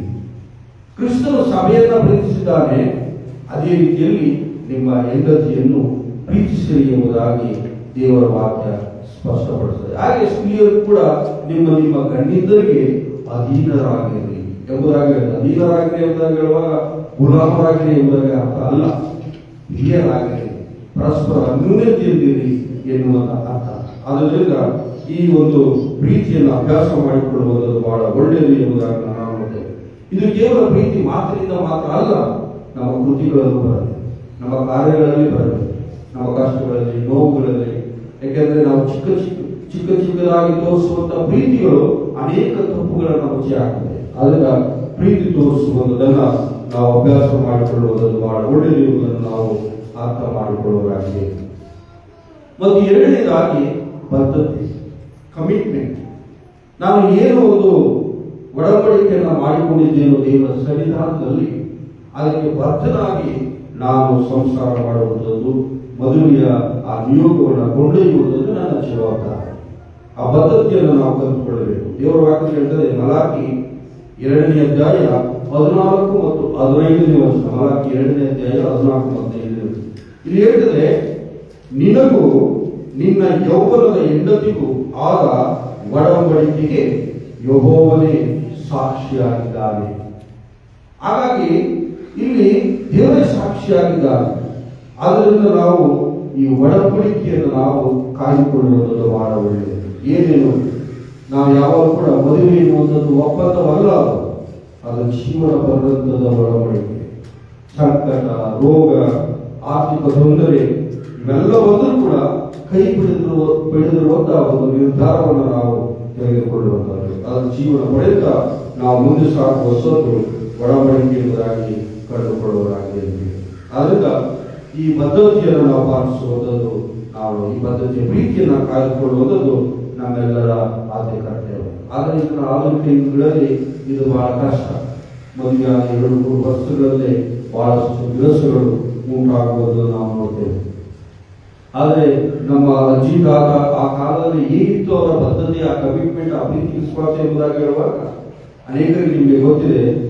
ನಮ್ಮ ತಾತ ಮರಣ ಹೊಂದಿದ 1 ವಾರ ಅಜ್ಜಿ ಇರ್ತಾರೆ, ಅಥವಾ ನಮ್ಮ ಅಜ್ಜಿ ಸತ್ತ 1 ವಾರ ಅಜ್ಜ ಇರ್ತಾರೆ. ಕಾರಣ ಅವರಲ್ಲಿರುವಂತಹ ಒಂದು ಬಾಂಧವ್ಯ, ಅವರಲ್ಲಿರುವಂತಹ ಒಂದು ಕಮಿಟ್ಮೆಂಟ್, ಅವರಲ್ಲಿರುವಂತಹ ಒಂದು ಬದ್ಧತೆ ಯಾವ ರೀತಿ ಎಂಬುದನ್ನು ನಾವು ತಿಳಿದುಕೊಳ್ಳುತ್ತೇವೆ. ನಿಸ್ವಾರ್ಥವಾದಂತಹ ಪ್ರೀತಿ ಅವರಲ್ಲಿ ಅಡಕವಾಗಿದೆ ಎಂಬುದನ್ನು ನಾವು ಕಂಡುಕೊಳ್ಳುತ್ತೇವೆ. ಅದರಿಂದ ಈ ರೀತಿಯಲ್ಲಿ ನಾವು ಮುಂದೆ ಸಾಗುವಂಥದ್ದು ಬಹಳ ಒಳ್ಳೆಯದು. 3ನೇದಾಗಿ ನಾನು ಆಗಲೇ ಹೇಳಿದೆ, ನಮ್ಮ ಕಮ್ಯುನಿಕೇಶನ್ ಮತ್ತು ಸಂವಹನ ಮತ್ತು ಕ್ಷಮೆ ಇವು ನಮ್ಮ ಜೀವನದಲ್ಲಿ ಬಹಳ ಒಳ್ಳೆಯದು. ಕೊಲೆಸದವರಿಗೆ ಬರೆದ ಪತ್ರಿಕೆ 3ನೇ ಅಧ್ಯಾಯ 13ನೇ ವಚನ. ಕೊಲೆಸದವರಿಗೆ ಬರೆದ ಪತ್ರಿಕೆ 3ನೇ ಅಧ್ಯಾಯ 13ನೇ ವಚನ. ಇಲ್ಲಿ ಹೀಗೆ ಹೇಳ್ತದೆ, ನೀವು ಒಬ್ಬರನ್ನೊಬ್ಬರು ಸಹಿಸಿಕೊಳ್ಳಿರಿ ಮತ್ತು ಕ್ಷಮಿಸಿರಿ. ನಾವು ಲೋಕದಲ್ಲಿ ಸಾಗುವಾಗ ನಾವ್ಯಾರು ಕೂಡ ದೇವದೂತರುಗಳಲ್ಲ. ನಾವೆಲ್ಲರೂ ಕೂಡ ಮನುಷ್ಯರು, ಬಲಹೀನರು. ಅನೇಕ ನಾವು ಬದುಕಿನ ಹೆಜ್ಜೆಗಳನ್ನು ಹಾಕುವಾಗ ಎಡುವುದೇ, ಅನೇಕ ರೀತಿಯಲ್ಲಿ ತಪ್ಪುಗಳನ್ನು ಮಾಡ್ತೇವೆ, ಅನೇಕ ರೀತಿಯ ಸಮಸ್ಯೆಗಳು ಉಂಟಾಗ್ತದೆ, ಅನೇಕ ರೀತಿಯಾದಂತಹ ವಿರೋಧ ಭಾಷೆಗಳು ಉದ್ಭವವಾಗ್ತದೆ. ಆದರೆ ನಾವು ಒಬ್ಬರನ್ನೊಬ್ಬರು ಕ್ಷಮಿಸಬೇಕು. ಒಬ್ಬರನ್ನೊಬ್ಬರು ಕ್ಷಮಿಸುವಾಗ, ನಾವು ಒಬ್ಬರನ್ನೊಬ್ಬರನ್ನು ಸಹಿಸಿಕೊಳ್ಳುವಾಗ ಖಂಡಿತವಾಗಿ ಆ ಜೀವನವನ್ನು ಲೋಕಿ ಬಹಳ ಸುಲಭವಾಗಿ ಸಾಕ್ತದೆ. ಇದು ದೇವರ ವಾಕ್ಯದಲ್ಲಿ ಕಂಡುಕೊಳ್ಳುವುದನ್ನು ನಾವು ನೋಡ್ತೇವೆ. ಅದರಿಂದ ಇಲ್ಲಿ ಯಾವುದು ಕೂಡ ನಮ್ಮ ಬದುಕು ಈ ರೀತಿಯಲ್ಲಿ ಸಾಗಬೇಕು. ನಾನು ಓದಿದೆ, ನಮ್ಮ ಜಗಳ ಯಾವ ರೀತಿಯಲ್ಲಿ ಇರಬೇಕು ಅಂತ ಹೇಳುವಾಗ ಗಂಡ ಹೆಂಡರ ಜಗಳ ಉಂಡು ಮಲಗುವುದಷ್ಟೇ, ನಂತರ ಅದು ಕ್ಯಾರಿ ಓವರ್ ಆಗಬಾರ್ದು. ಅನೇಕ ಸಾರಿ ಕೆಲವರು ಹೆಣ್ಮಕ್ಳು ಬಹಳ ಮುಗಿಸ್ಕೊಂಡ್ರೆ ಕಷ್ಟ. 1 ವಾರ ಆಗ್ತದೆ, 1 ತಿಂಗಳಾಗ್ತದೆ, ವರ್ಷ ಆಗ್ತದೆ, ಸರಿ ಹೋಗಲ್ಲ. ಆದ್ದರಿಂದ ಈ ರೀತಿಯಾದಂತಹ ನಡವಳಿಕೆಗಳು ನಮ್ಮಲ್ಲಿರಬಾರದು. ಯಾವಾಗಲೂ ಕೂಡ ಒಬ್ಬರನ್ನೊಬ್ಬರು ಸಹಿಸಿಕೊಂಡು ಕ್ಷಮಿಸಿ ಮುನ್ನಡೆಯುವಂಥದ್ದು ನಮ್ಮೆಲ್ಲರ ಆದ್ಯ ಕರ್ತವ್ಯ ಎನ್ನುವುದನ್ನು ನಾವು ತಿಳಿದುಕೊಂಡವರಾಗಿರಬೇಕು. ಮತ್ತು 4ನೇದಾಗಿ ದೇವರೊಂದಿಗೆ ಒಟ್ಟಾಗಿ ಬೆಳೆದು ನಿಲ್ಲಬೇಕು. ಯಾಕೆಂತೇಳಿದ್ರೆ ದೇವರಿಲ್ಲದೆ ನಾವೇನನ್ನು ಮಾಡಲು ಸಾಧ್ಯ ಇಲ್ಲ. ದೇವರು ನಮ್ಮ ಮನೆಯಲ್ಲಿ ಇಲ್ಲದಿದ್ರೆ ಪ್ರಯೋಜನ ಇಲ್ಲ. ಯಾಕೆಂತೇಳಿದ್ರೆ ನಮ್ಮ ಸಂಡೇ ಸ್ಕೂಲ್ ಮಕ್ಕಳು ಒಂದು ಮಾತನ್ನು ಹೇಳ್ತಾರೆ, ದೇವರು ನಮ್ಮ ಮನೆಯಲ್ಲಿದ್ದರೆ ಎಷ್ಟು ಸಂತೋಷ ಎಂಬುದಾಗಿ. ಆದ್ದರಿಂದ ದೇವರು ಮನೆಯಲ್ಲಿದ್ದರೆ ಮಾತ್ರ ನಮ್ಮ ಸಂತೋಷ ಅರ್ಥವಾಗಿದೆ. ಆದ್ದರಿಂದ ಈ ಸಂತೋಷವನ್ನು ನಾವು ಕಂಡುಕೊಳ್ಬೇಕಾದ್ರೆ ದೇವರ ಜೊತೆ ನಾವು ನಿಂತು ಬೆಳೆಯಬೇಕು. ಯಾಕಂದ್ರೆ ಕೀರ್ತನೆಯಲ್ಲಿ ಒಂದು ಮಾತನ್ನು ಹೇಳ್ತಾರೆ, 127ನೇ ಅಧ್ಯಾಯ 1ನೇ ವಚನ. ಹೇಳುವಂತ ಮಾತು ಏನು ಹೇಳಿದ್ರೆ, ಯೆಹೋವನು ಮನೆ ಕಟ್ಟದಿದ್ದರೆ ಕಟ್ಟುವವರು ಪ್ರಯಾಸ ಪಡುವುದು ವ್ಯರ್ಥ. ಬಹುಶಃ ಇವತ್ತು ನಾವು ಲಕ್ಸುರಿ ಲೈಫ್ನಲ್ಲಿ ಏನ್ ಹೇಳ್ತೀವಿ, ನಾವು ಎಲ್ಲ ಬಹಳ ಸಿವಿಲೈಸ್ಡ್ ಪೀಪಲ್, ಎಲ್ಲಾ ಸುತ್ತಾಡ್ತೀವಿ, ನಾವು ಬಹಳಷ್ಟು ವರ್ಲ್ಡ್ ಟೂರ್ ಮಾಡ್ತೀವಿ, ಎಲ್ಲ ಮಾಡ್ತೀವಿ. ಎಲ್ಲೂ ಕೂಡ ನಿಮಗೆ ಶಾಂತಿ ಸಿಗಲ್ಲ, ಸಮಾಧಾನ ಸಿಗಲ್ಲ, ನೆಮ್ಮದಿ ಸಿಗಲ್ಲ. ಯಾಕೆಂದ್ರೆ ದೇವರ ಯೋಜನೆಗಳೇ ಬೇರೆ, ದೇವರ ಆ ನಡೆಸುವಿಕೆಯೇ ಬೇರೆ. ಆದ್ದರಿಂದ ನಾವು ನಮ್ಮ ಪ್ರಯತ್ನದಿಂದ, ಸ್ವಂತ ಬಲದಿಂದ ನಾವೇನೂ ಕೂಡ ಸಾಧ್ಯ. ಯಾಕೆಂದ್ರೆ ದೇವರು ಮನೆ ಕಟ್ಟಿದ್ದರೆ ಅದನ್ನು ಕಟ್ಟುವವರು ವ್ಯರ್ಥ ಎಂಬುದಾಗಿ ದೇವರ ವಾಕ್ಯ ಹೇಳ್ತೇವೆ. ಅದರಿಂದ ನಾವು ಉತ್ತಮವಾದ ರೀತಿಯಲ್ಲಿ ಮುಂದೆ ಸಾಗುವಂಥದ್ದು ಬಹಳ ಒಳ್ಳೆಯದು. ಇವು ಕುಟುಂಬಗಳಲ್ಲಿ ಪದವನ್ನು ಹೇಳ್ತೇವೆ. ಅದರಿಂದ ಈ ರೀತಿಯಲ್ಲಿ ಸಾಗುವಂಥದ್ದು ಒಳ್ಳೆಯದು. ಪ್ರಸಂಗಿಯಲ್ಲಿ ಒಂದು ಮಾತನ್ನು ಹೇಳ್ತಾನೆ, 4ನೇ ಅಧ್ಯಾಯ 12ನೇ ವಚನ. ಅಲ್ಲಿ ಅದನ್ನು ಏನ್ ಹೇಳ್ತದೆ ಅಂತ ಹೇಳಿದ್ರೆ, 3 ಉರಿಯ ಹಗ್ಗ ಬೇಗ ಕಿತ್ತು ಹೋಗುವುದಿಲ್ಲ. 3 ಉರಿಯ ಹಗ್ಗ ಬೇಗ ಕಿತ್ತು, 1 ಗಂಟೆ ಹಾಕಿದ್ರೆ ಬೇಗ ಕಿತ್ತು ಹೋಗ್ತದೆ, 2 ಹಾಕಿದ್ರೆ ಕಿತ್ತು ಹೋಗ್ತದೆ, 3 ಗಂಟೆ ಹಾಕಿದ್ರೆ ಕಿತ್ತು ಹೋಗಲ್ಲ. 3 ಗಂಟೆ ಆಗ್ತಿದ್ವಿ ನಾವು ಕಾಲೇಜ್ ಹೌದು. ಆ 3 ಗಂಟೆ ಬೇರೆ ಯಾರು ಅಲ್ಲ, ಒಂದು ಗಂಡ, ಒಂದು ಹೆಂಡತಿ, ಇನ್ನೊಂದು ಬೇರೆಯವರ ದೇವರು. ಹಾಗಾಗಿ ಈ 3 ಗಂಟೆಗಳಿದ್ರೆ ಖಂಡಿತವಾಗಿ ಯಾವುದೇ ರೀತಿಯಲ್ಲಿ ಅದು ಕಿತ್ತು ಹೋಗುವುದಿಲ್ಲ ಸಂಸಾರ. ಅದು ದೇವರಿರುತ್ತೆ, ಆ ಗಂಟೆಗಳಲ್ಲಿ ದೇವರಿರುತ್ತೆ.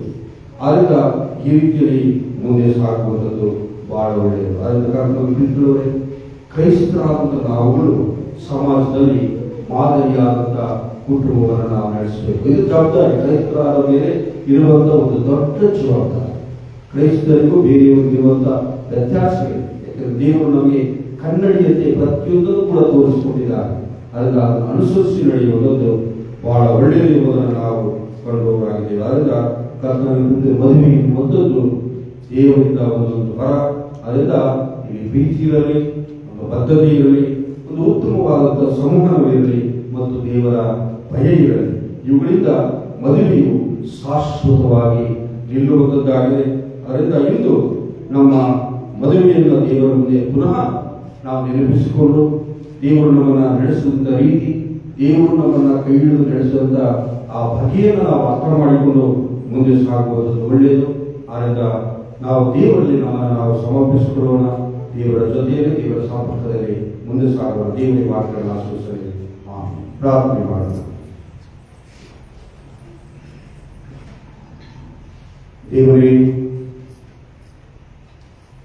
ನಿನ್ನ ಪವಿತ್ರ ಸಾನ್ನಿಧ್ಯದಲ್ಲಿ ತಲೆಬಾಗುವಂತಹ ಪ್ರತಿಯೊಂದು ದಂಪತಿಗಳಲ್ಲೂ ಕೂಡ ನಿನ್ನ ನೆನಪಿಗೆ ತರುತ್ತೇವೆ.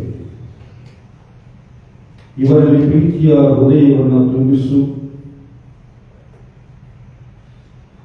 ಇವರ ಮನೆಗಳಲ್ಲಿ ಶಾಂತಿ, ಆನಂದ, ಏಕತೆಯನ್ನ ನೀನು ನಿರ್ಮಾಣ ಮಾಡು. ಹೌದು ಸ್ವಾಮಿ, ನಾನು ನನ್ನ ಮನೆಯವರು ಇಂದಿನಿಂದ ಯೆಹೋವನನ್ನೇ ಸೇವಿಸುವುದು ಎನ್ನುವಂಥ ಪದ್ಧತಿ ಮುಂದೆ ಸಾಗುವಾಗ ಮಾಡು. ಯೇಸುವಿನ ನಾಮದಲ್ಲಿ ಬೇಡಿಕೊಂಡಿದ್ದೀವಿ ತಂದೆ.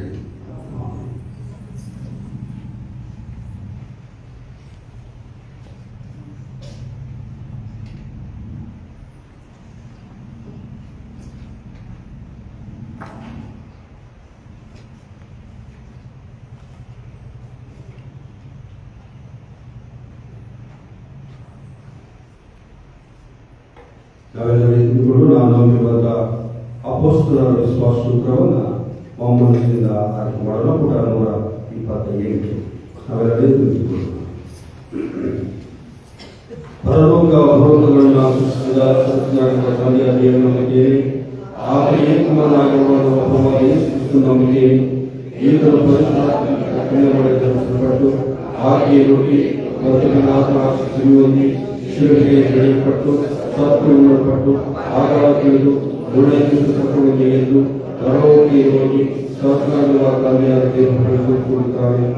ಈತನಾದ ಬದುಕನ್ನು ಸತ್ಯವನ್ನು ನಡೆಸಿಕೊಳ್ಳುತ್ತೇವೆ. ನಾನು ಪಶ್ಚಾತ್ ನಂಬುತ್ತೇನೆ. ಒಂದೇ ಪ್ರಶ್ನೆಯು ಭಕ್ತರನ್ನು ಪಾಪ ಪರಿಹಾರವು ದೇವರ ಪುನರುದ್ಧಾರವು ನಂಬಿದ್ದೇವೆ. ಸಭೆಯ ಕೂತ್ಕೊಳ್ಳಿ. ಈಗ ಸಭಾ ಪ್ರಕಟಣೆಯಿಂದ ಕೇಳಿಸಿಕೊಳ್ಳಿ.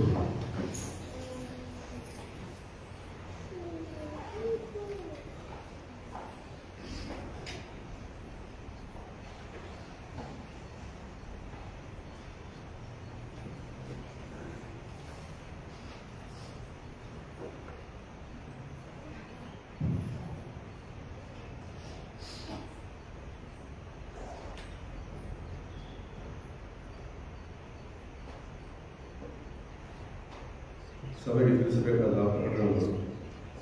ಈ ಕರ್ತನದಿಂದ ಪವಿತ್ರ ದೇವಾರಾಧನೆಗೆ ಸೇರಿ ಬಂದಿರುವ ನಮ್ಮ ಸಭೆಯ ಎಲ್ಲ ಸದಸ್ಯರಿಗೂ, ವಿಶೇಷವಾಗಿ ಈ ಕೆಲಸಗಳಿಂದ ಆಗಮಿಸಿರುವ ಸದಸ್ಯರಿಗೂ ಹಾಗೂ ಅಂದಿನಲ್ಲಿ ಭಾಗವಹಿಸಿ ವೀಕ್ಷಿಸಿರುವ ಸದಸ್ಯರಿಗೂ ಯೇಸು ಸ್ವಾಮಿಯವರ ಸೇರಿ ಯೋಗಿಸುತ್ತೇವೆ. ವಾಕ್ಯ ಸಂದೇಶದ ನಂತರ ಮಕ್ಕಳಿಗೆ ಸಭೆ ನಡೆಸಲಾಗುವುದು. ಮಕ್ಕಳು ಸೇರುವವರೊಂದಿಗೆ ಕೇಳಿಕೊಳ್ಳುತ್ತೇವೆ. ಆರಾಧನೆ ತಿರುವಾಯ ಯೋಜನೆಯನ್ನು ನಡೆಸಲಾಗುವುದು. ಯೋಜನೆಗಳು ಕೇಳಿಕೊಳ್ಳುತ್ತೇವೆ. ಶುಕ್ರವಾರ ಸಂಜೆ 6:30 ಸಾಡೆಪುರ ದೇವಾಲಯದಲ್ಲಿ ಆರಾಧನೆ ನಡೆಸಲಾಗುವುದು. ಸಭೆಗಳು ಉಚಿತ ಸೇರುವವರೊಂದಿಗೆ ಕೇಳಿಕೊಳ್ಳುತ್ತೇವೆ. ಶನಿವಾರ ಸಂಜೆ 8 ಗಂಟೆಗೆ ಕಾಮನೇಶ್ವರ ದೇವಾಲಯದಲ್ಲಿ ಮಹಿಳಾ ನಡೆಸಲಾಗುವುದು. ಮಹಿಳೆಯರು ಉಚಿತ ಸೇರುವವರೊಂದಿಗೆ ಕೇಳಿಕೊಳ್ಳುತ್ತಾರೆ. ಈ ವಾರದಲ್ಲಿ ತಮ್ಮ ಜನ್ಮದಿನವನ್ನು ಆಚರಿಸಿದವರು Shrimati doctor Kavyanjali, Shri Abraham, master Vedant Wesley, master Saman. ಇದೇ ರೀತಿ ಈ ವಾರದಲ್ಲಿ ತಮ್ಮ ವಿವಾಹ ವಾರ್ಷಿಕೋತ್ಸವವನ್ನು ಆಚರಿಸಿದವರು ಶ್ರೀಯುತ ರಾಜು ಶಾಂತಮರಿಯಾಳ್ ಮತ್ತು ಶ್ರೀಮತಿ ಲಲಿತಾ, ಶ್ರೀಯುತ ಡಾಕ್ಟರ್ ಲೂಕಾಸ್ ಮತ್ತು ಶ್ರೀಮತಿ ಡಾಕ್ಟರ್ ಕಾವ್ಯಾಂಜಲಿ. ಮೇಲ್ಕಂಡ ಸಭಾಪಾಲಕರು ಹಾಗೂ ಸಭಾಪಾಲಕ ಸಮಿತಿಯ ಸದಸ್ಯರು ಶುಭಾಶಯಗಳನ್ನು ಕೋರುವವರಾಗಿರುತ್ತೇವೆ. ಈ ದಿನದ ಪವಿತ್ರ ದೇವರಾಧನೆಯಲ್ಲಿ ಭಾಗವಹಿಸಿ ದೇವರ ವಾಕ್ಯದ ಸಂದೇಶವನ್ನು ನೀಡಿ ಆರಾಧನೆ ನಡೆಸಿಕೊಟ್ಟಂತಹ CSI ಗಿಲ್ ಸಭೆಯ ಸದಸ್ಯರಾದ ಸಹೋದರ ಶ್ರೀಯುತ ಸೋಮಸುಂದರ್ ಅವರಿಗೆ ಸಭಾಪಾಲಕರು, ಸಭಾಪಾಲಕ ಸಮಿತಿಯ ಸದಸ್ಯರು ಹಾಗೂ ಸಭೆಯವರಾದ ನಮ್ಮೆಲ್ಲರ ಪರವಾಗಿ ಪ್ರೀತಿಯಿಂದ ವಂದಿಸುವರಾಗಿರುತ್ತೇವೆ. ದಿನಾಂಕ 15/8/2020 ಶುಕ್ರವಾರ ಬೆಳಗ್ಗೆ 7 ಗಂಟೆಗೆ ನಮ್ಮ ದೇಶದ 79ನೇ ವರ್ಷದ ಸ್ವಾತಂತ್ರ್ಯೋತ್ಸವದ ಆರಾಧನೆ ಹಾಗೂ ಧ್ವಜಾರೋಹಣವನ್ನು ನಮ್ಮ ಕಾನ್ವೆನ್ಷನ್ ದೇವಾಲಯದ ಆವರಣದಲ್ಲಿ ನಡೆಸಲಾಗುವುದು. ಸಭೆಯಲ್ಲಿ ಉಚಿತ ಸಿಕ್ಕಲಿ ಭಾಗವಹಿಸುವಂತೆ ಪ್ರೀತಿಯಿಂದ ಕೇಳಿಕೊಳ್ಳುತ್ತೇವೆ. ನಮ್ಮ ಸಭೆಯ ಸದಸ್ಯರಾದ ಹಾಲ್ ಸುಭಾಸ್ ಅವರು, ಅವರ ತಂದೆಯವರಾದ ಜಗದೀಶ್ ಮೋಹನ್ ಅವರ ಹುಟ್ಟುಹಬ್ಬದ ಪ್ರಯುಕ್ತ ಇಂದು ಆರಾಧನೆಗೆ ಸೇರಿ ಬಂದಿರುವ ಸಭೆಗಳೆಲ್ಲರಿಗೂ ಬೆಳಗಿನ ಉಪಹಾರ ಮತ್ತು ಕಾಫಿಯನ್ನು ನೀಡಿರುತ್ತಾರೆ. ಅದನ್ನು ಸ್ವೀಕರಿಸಿ ಅವರನ್ನು ವಂದಿಸಲಾಗುತ್ತೇವೆ. ಸಭೆಯವರು ಅದನ್ನು ಸ್ವೀಕರಿಸುವಂತೆ ಪ್ರೀತಿಯಿಂದ ಕೇಳಿಕೊಳ್ಳುತ್ತಾರೆ. ನಮ್ಮ ಸಭೆಯ ಸದಸ್ಯರಾದ ಜಗದೀಶ್ ಮೋಹನ್ ಅವರು ದೇವರು ಮಾಡಿದ ಮಹೋಪಕಾರವನ್ನು ನೆನೆಸಿ ದೇವರಿಗೆ 1,000 ರೂಪಾಯಿಗಳನ್ನು ಕೃತಜ್ಞತಾ ಕಾಣಿಕೆಯಾಗಿ ನೀಡಿರುತ್ತಾರೆ. ಅದನ್ನು ಸ್ವೀಕರಿಸಿ ಅವರನ್ನು ಸಹ ವಂದಿಸಲಾಗಿರುತ್ತೇವೆ. ಕಳೆದ ವಾರ ಸಭೆಗೆ ಬಂದಂತಹ ಕಾಣಿಕೆಗಳ ವಿವರ: ಸಾಮಾನ್ಯ ಕಾಣಿಕೆ 8,130, ಕಟ್ಟಡದ ನಿಧಿಗೆ 5,000, ಪ್ರಕಟಣೆಯಿಂದ 6,500, ಸಭಾವಂತಿಕೆಯಿಂದ 2,000, ಶುಕ್ರವಾರ ಆರಾಧನೆಯಿಂದ 400 ರೂಪಾಯಿಗಳು, ದಶಮಾಂಶದ ಕಾಣಿಕೆ 4,100 ರೂಪಾಯಿಗಳು, ಜನ್ಮದಿನದ ಕಾಣಿಕೆ 2,520, ಕೃತಜ್ಞತಾ ಕಾಣಿಕೆ 11,040 ರೂಪಾಯಿಗಳು, ವಿವಾಹ ವಾರ್ಷಿಕೋತ್ಸವದ ಕಾಣಿಕೆ 2,000 ರೂಪಾಯಿಗಳು, ಕರ್ತನ ಭೋಜನ ಸಂಸ್ಕಾರದಿಂದ ಬಂದ ಕಾಣಿಕೆ 5,700 ರೂಪಾಯಿಗಳು, KTC ಕಾಲೇಜಿಗೆ ಬಂದಂತ ಕಾಣಿಕೆ 5,890 ರೂಪಾಯಿಗಳು, ಒಟ್ಟು 53,290 ರೂಪಾಯಿಗಳು ಮಾತ್ರ. ಮುಂದಿನ ಭಾನುವಾರ ಬೆಳಗ್ಗೆ 8 ಗಂಟೆಗೆ ಆಲಯದಲ್ಲಿ ಆರಾಧನೆ ನಡೆಸಲಾಗುವುದು. ಸಭೆಯಲ್ಲಿ ಹೆಚ್ಚಿನ ಸಂಖ್ಯೆಯಲ್ಲಿ ಭಾಗವಹಿಸುವಂತೆ ಪ್ರೀತಿಯಿಂದ ಕೇಳಿಕೊಳ್ಳುತ್ತೇವೆ.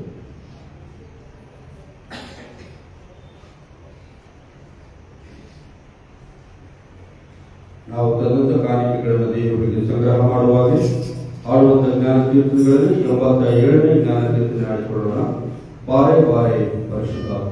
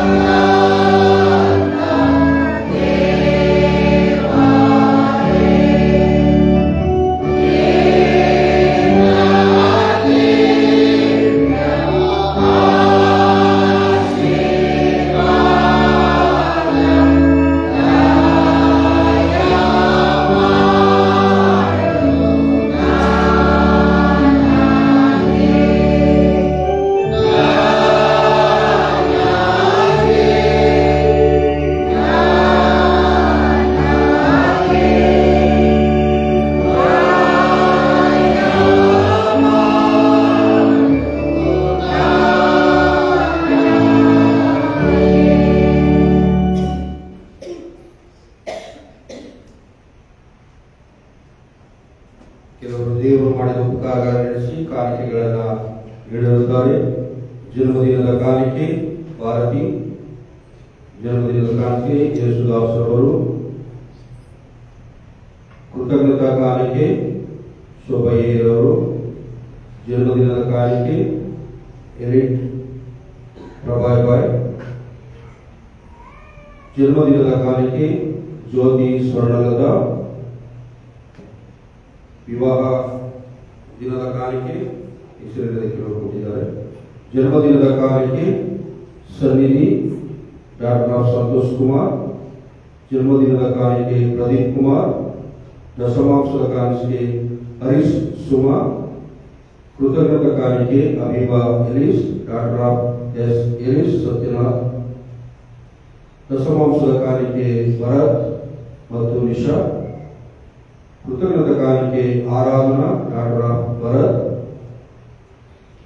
ಕೃತಜ್ಞತಾ ಕಾಣಿಕೆ ಕುಮಾರಿ ರಜಿತಾ ಕುಮಾರಿ, ಜನ್ಮದಿನದ ಕಾಣಿಕೆ ಪೌರ್ಣೇಶ್, ದಶಮಾಂಶದ ಕಾಣಿಕೆ ಸುಲೋಚನಾ ಜೇಮ್ಸ್. ಇವರೆಲ್ಲರನ್ನು ಕೂಡ ನಮ್ಮ ಪ್ರಾರ್ಥನೆಗಳಲ್ಲಿ ಜ್ಞಾಪಿಸಿಕೊಳ್ಳೋಣ.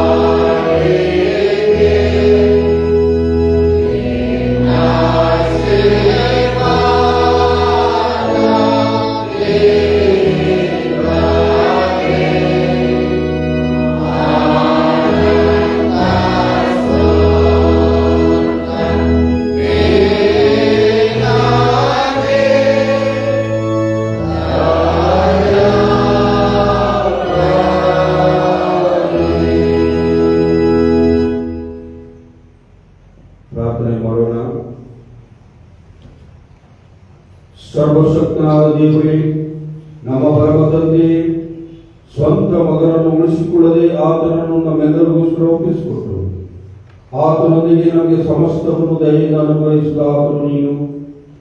ನಾವು ನಿನಗೆ ತಂದು ಸಮರ್ಪಿಸಿದ ಈ ಕಾಣಿಕೆಯನ್ನು ಸ್ವೀಕರಿಸು. ನಾವು ನಮ್ಮ ಎಲ್ಲ ಕಾಣಿಕೆಗಳೊಂದಿಗೆ ನಮ್ಮನ್ನೇ ನಿನಗೆ ಒಪ್ಪಿಸಿಕೊಟ್ಟು ಆತ್ಮ ಪ್ರಾಣ ಶರೀರಗಳಿಂದ ಜಾಗೃತವಾಗಿ ನಿನ್ನನ್ನು ಸೇವಿಸುವಂತೆಯೂ ಆ ಸೇವೆಯೇ ನಮ್ಮ ಪರಮ ಸಂತೋಷ ಎನಿಸಿ ಬಾಳುವುದೇ ನಮಗೆ ಶಕ್ತಿ ಕೊಡು.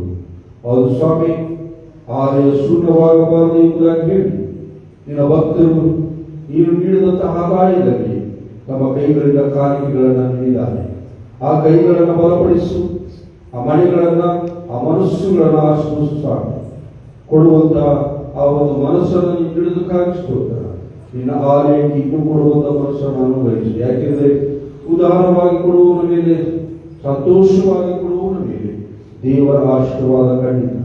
ಅವು ತಂದೆಯ ದೇವರೇ, ಕೊಟ್ಟಂತ ಎಲ್ಲ ನಿನ್ನ ಭಕ್ತರನ್ನು ಆಶ್ವಸಿ ಬಲಪಡಿಸಿ ನಿನ್ನ ಕೃಪೆಯ ಮೂಲಕ ಮುನ್ನಡೆಸು ಸ್ವಾಮಿ. ಅದೇ ರೀತಿಯಲ್ಲಿ ಸ್ವಾಮಿ, ನಮ್ಮ ಸಭೆಯಲ್ಲಿ ಅನೇಕ ಜನರು ಜನ್ಮದಿನಗಳನ್ನ, ವಿವಾಹ ದಿನಗಳನ್ನ ಕಂಡಿದ್ದಾರೆ. ಅವರು ನಿನ್ನ ಆಲಯದ ಮುಂದೆ ಬಂದು ತಲೆಮಾಗಿರುವಾಗ ಅವರನ್ನು ಆಶಿಸಿ ಬಲಪಡಿಸುವ, ವೈಯಕ್ತಿಕವಾಗಿ ಒಬ್ಬೊಬ್ಬರನ್ನು ನೀನು ಬಲಿಸುವ, ಅವರ ಅಂತರಂಗವನ್ನು ತಿಳಿದುಕೊಂಡೆ.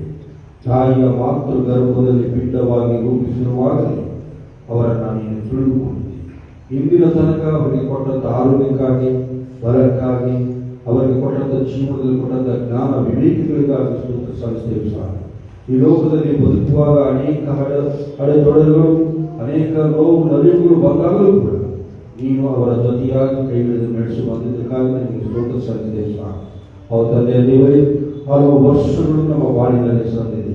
ಮುಂದಿನ ದಿವಸಗಳು ಕೂಡ ನಿನ್ನ ಚಿತ್ತದಂತೆಯೇ ನಡೆದಿದೆ. ಅವರ ಜೊತೆ ಕಾರಣವಾಗಿ ಈ ಲೋಕದ ಪಯಣದಲ್ಲಿ ಅವರನ್ನು ಕೈ ಹಿಡಿದು ನಡೆಸು ಸ್ವಾಮಿ. ಅದೇ ರೀತಿಯಲ್ಲಿ ವಿವಾಹವೆಂಬ ಬಂಧನಕ್ಕೆ ಒಳಗಾಗಿ ಸಂಸಾರವೆಂಬ ನೌಕೆಯನ್ನು ಸಾಗಿಸುವಂತ ಅನೇಕ ಜನರು ವಿವಾಹ ದಿನಗಳನ್ನು ನಡೆದಿದ್ದಾರೆ. ಅವರು ಸ್ವಾಮಿ, ಇದೊಂದು ಶುಭ ದಿನ. ಈ ಶುಭವನ್ನು ನೀನು ನೇಮಿಸಿದಂಥ ಈ ದಿನದಲ್ಲಿ ಅವರೆಲ್ಲರೂ ಕೂಡ ಒಂದು ವಿವಾಹದ ಮೂಲಕ ಒತ್ತಾಗಿ ಕುಟುಂಬವನ್ನು ನಿರ್ಮಾಣ ಮಾಡಿಕೊಂಡು ಸುಂದರವಾಗಿ ಬದುಕುವಾಗಿ ನೀನು ಆಶೀಸ್ ಬಲಪಡಿಸ. ಹೌದು ಸ್ವಾಮಿ, ಈ ಕುಟುಂಬದಲ್ಲಿ ಹೋದಂಥ ಅನೇಕ ರೀತಿಯಾದಂಥ ತೊಂದರೆಗಳನ್ನ ಯೇಸು ಎಂಬ ನಾಮದಲ್ಲಿ ಜಯಿಸುವಂತ ಶಕ್ತಿಯನ್ನ ಆ ಕುಟುಂಬಗಳಿಗೆ ಕೊಡಿಸುವ. ಹೌದು ತಂದೆಯ ದೇವರೇ, ಪರಸ್ಪರ ಪ್ರೀತಿ, ಅನ್ಯೋನ್ಯತೆ, ಪರಸ್ಪರ ತಾಳ್ಮೆ ಸಹಾಯದಿಂದ ಮುಂದೆ ಸಾಗಿ ಪ್ರತಿಯೊಬ್ಬರನ್ನು ಅನುಸರಿಸ.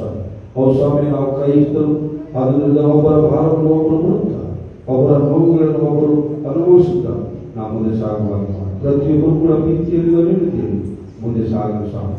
ಅದೇ ರೀತಿಯಲ್ಲಿ ಈ ಸಭೆಯನ್ನು ಕೈಗೊಳಿಸುತ್ತೇವೆ. ಸಭೆಯಲ್ಲಿ ಯಾರು ಕಷ್ಟದಲ್ಲಿ, ನೋವುಗಳಲ್ಲಿ, ಇಕ್ಕಟ್ಟುಗಳಲ್ಲಿ, ಸಮಸ್ಯೆಗಳಲ್ಲಿ ಇರುತ್ತಾರೆ, ಯಾರು ನನ್ನ ಸ್ವರವನ್ನು ಕೇಳಿಸಿಕೊಳ್ಳುವುದಿಲ್ಲ, ಯಾರು ಕೂಡ ನನ್ನ ಕಷ್ಟವನ್ನು ನೋಡುವುದಿಲ್ಲ ಎಂಬುದಾಗಿ ಅನೇಕರು ಪರಿತಪಿಸುವಾಗ ನೀನೇ ಅವರ ಮನಸ್ಸುಗಳನ್ನು ಪ್ರವೇಶ ಮಾಡು. ಅಂತಹ ಕುಟುಂಬಗಳನ್ನು ನೀನು ಪ್ರವೇಶ ಮಾಡು ಸ್ವಾಮಿ. ತಂದೆಯಾದ ದೇವರು, ಎಲ್ಲ ಕಡೆ ವಾಸ ಮಾಡುವಂಥ ದೇವರು ನೀನು, ಪ್ರತಿಯೊಬ್ಬರು ಕೂಡ ಅರ್ಥ ಮಾಡಿಕೊಳ್ಳುವಂಥ ದೇವರು ನೀನು ಆಗಿದ್ದು ಸ್ವಾಮಿ. ಅದರಿಂದ ಅವರ ಆಶ್ವಾಸ ಬಲಪಡಿಸು, ಬೇಕಾದ ಸಾಂತ್ವನವನ್ನು, ಸಮಾಧಾನವನ್ನು ನಿನ್ನ ಆತ್ಮನಿಂದ ಅನುಭವಿಸು ಸ್ವಾಮಿ.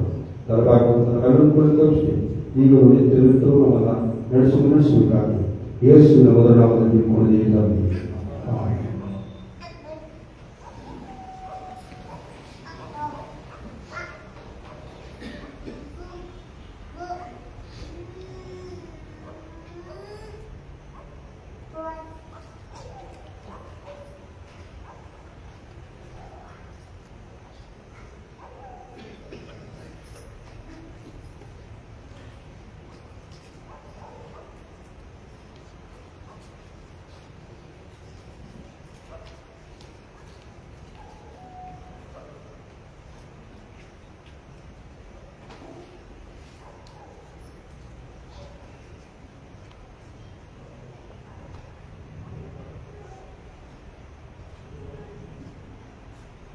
ನಾವೆಲ್ಲರೂ ಕೋಡಿಗಾಗಿ ಆಡುವಂಥ ಸಂಗೀತಗಳಲ್ಲಿ 358ನೇ ಸಂಗೀತವನ್ನು ಎದುರಿಸಿಕೊಂಡು ಆಡೋಣ. 355 ಕಾರುಗಳು ವಿವಾಹವಾಗುತ್ತಿರುವ